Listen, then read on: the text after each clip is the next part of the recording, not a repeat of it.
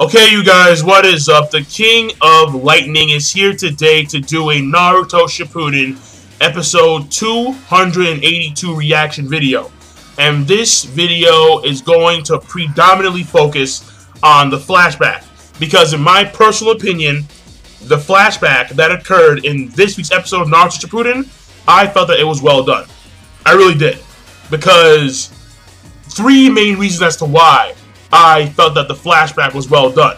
Number one is that we see the growth of the character Killer Bee, which I thought was key, because Killer Bee as a character is important to the overall story of Naruto because he is one of the last remaining Jinchuriki. And we're seeing his growth over the course of his lifetime in the Cloud Village. We're seeing him as a kid, and he is learning to work with A, and then we're seeing A train Killer Bee in order to become big and strong so he can one day gain the 8 Tails and attain the 8 Tails' power as a Jinchuriki. And then we're seeing him cooperate with A in combat, working together in sync like a unit against Namikaze Minato. And that, to me, I thought that was very well done in this flashback. Also, what I really liked about this flashback is that a lot of the focus was put on the 8 Tails itself. And to me, it's a breath of fresh air.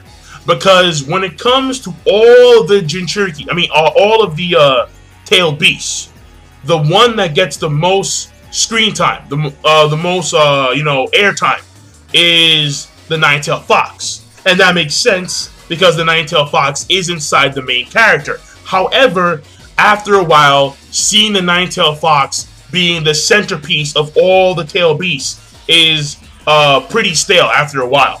I mean, aside from Hachibi, the only other tail beast that got some significant airtime was the Shikaku back in Naruto, back in the original Naruto series. And the thing here is that the Shikaku, and even then, it was for one episode or 2 episodes, and that was it. But now that we're seeing, the Hachibi and the effect of the Hachibi on the Cloud Village, just how we see the Shikaku's effect on the Sand Village, we are also seeing the Hachibi's effect on the Cloud Village and how people react to the Jinchurikis who hold the 8-tailed ox inside of them, and how people have to continuously deal with the fact that the host of the 8 Tails keep on dying because they keep on losing control of the power of the 8 Tails. I believe one of the characters, one of the screen characters, stated that it's harder to maintain the 8 Tails as opposed to the 2 Tails because the 8 Tails has more tails and thus it is stronger. So, it was that relation that I really enjoyed seeing in this flashback. And of course, the last thing in this episode that I really liked was the fight scene between Namikaze Minato versus Killer Bee and A. Because in my opinion, this was, it was pretty cool. It wasn't spectacular, it was cool. And the reason why is because we're seeing 2 of the fastest characters in the Naruto universe duke it out. And, seeing A against Minato, yeah, that was some pretty cool shit. Now the thing here, quick question. In terms of speed and speed only, do you think that Might Guy and Rock Lee, because these two are pretty much the same when it comes to speed, do you think that Might Guy and Rock Lee in Gates are as fast as A in his lightning armor state?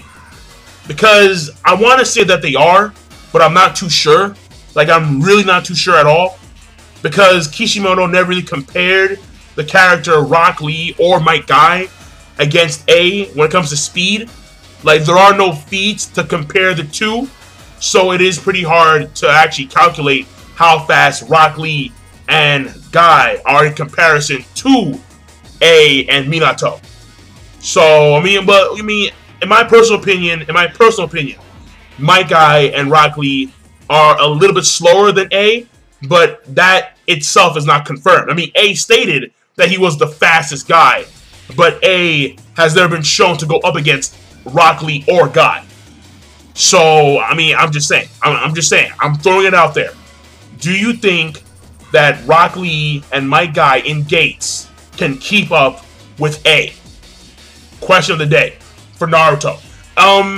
But overall, the flashback again, I mean, you know, the fighting scene with Minato versus A and Killer B, it was good. Especially that one beginning scene when A charges up like, yeah! And then Minato goes in his pocket, throws all these kunai so he can fly to them when he needs to. And then A attempts to punch Minato. He's this close from hitting him. And then Minato throws his kunai in air, and it's flipping there. Minato flies away.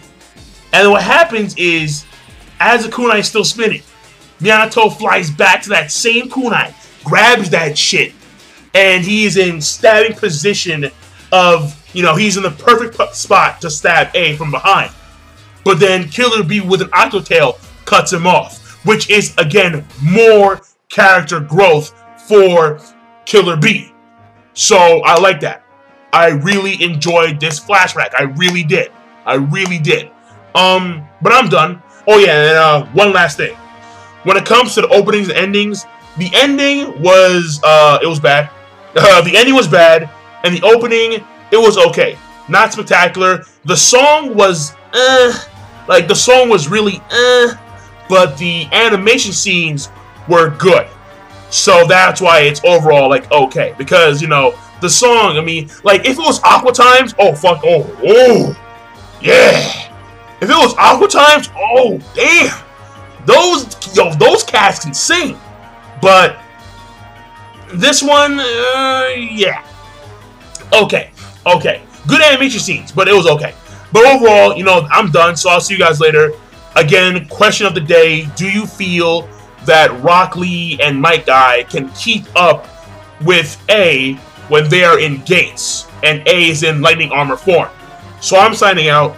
Be sure to rate, comment, and subscribe as always. Peace. Have a nice day.